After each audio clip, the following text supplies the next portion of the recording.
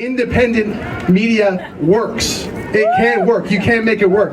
But without further ado, let me introduce Dan Diggs. Awesome. All right, thank you so much, everybody.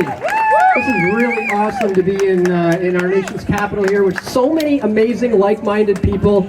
I've really been meeting a lot of great people today, and it's been awesome. I wish, to be honest, that we were here in full celebration today, but really, as you know, 2020 hasn't exactly given us a whole heck of a lot to celebrate about. And our Canadian government is not giving us a whole heck of a lot to celebrate about. And that is largely due to the fact that, I don't know if you guys are aware, that our Canadian political system was actually infiltrated by an SJW. He's also a trans rights activist, and he happens to be a feminist as well, but he worked his way all the way up to the top to become Prime Minister of this country. His dad might have had something to do with it, I don't know, but he's an SJW who got in there, and he underwent a cultural Marxist revolution throughout the education system that has affected his ideology. And it's now starting to permeate throughout society in ways we probably couldn't have even imagined. I mean, how many people here today, on Canada Day, a day when we would sing the national anthem, how many of you wanted the government to change the lyrics from an all of us command, an all our sons command, to an all of us command? Did any of you guys want that? This government is constantly doing what the Canadian people don't want. Look at when COVID-19 came around and we have this tyrannical government running the show. COVID-19 didn't shut down the economy. The pandemic did not destroy small and medium-sized businesses, guys. The Canadian government is the one who's responsible for going against our civil liberties. And, you know, Canadians are fed up with it. And in the midst of all this happening, we have this uprising against the police on a global scale. And I understand that, I really do.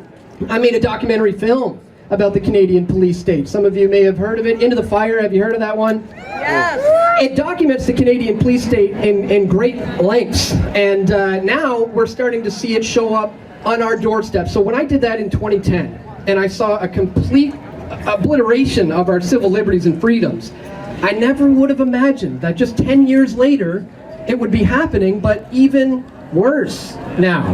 And it's to the point now where, I don't know if you saw it just a few weeks ago, I was at a Black Lives Matter rally covering the protests, and I was surrounded by a group of a couple hundred Antifa, and they assaulted me, and the police arrested me after that.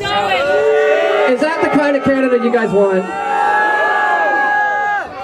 So, I guess the question is, what do we do? I mean, the society has undergone, as I say, a cultural Marxist revolution through multiple generations through the education system. So I think what we're going to need to do is educate our friends and our family about the importance of embracing individual freedoms and individual liberties over this collectivist mindset.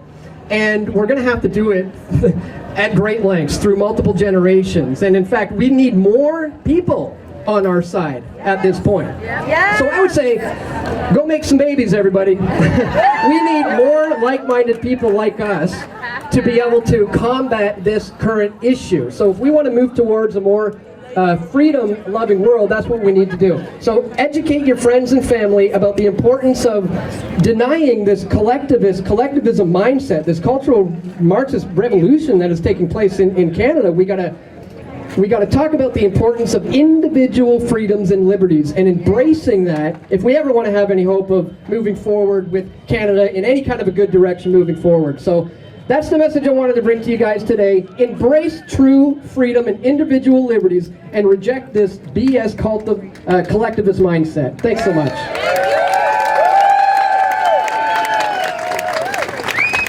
Give it up for Dan Diggs! Yeah! You know, it's no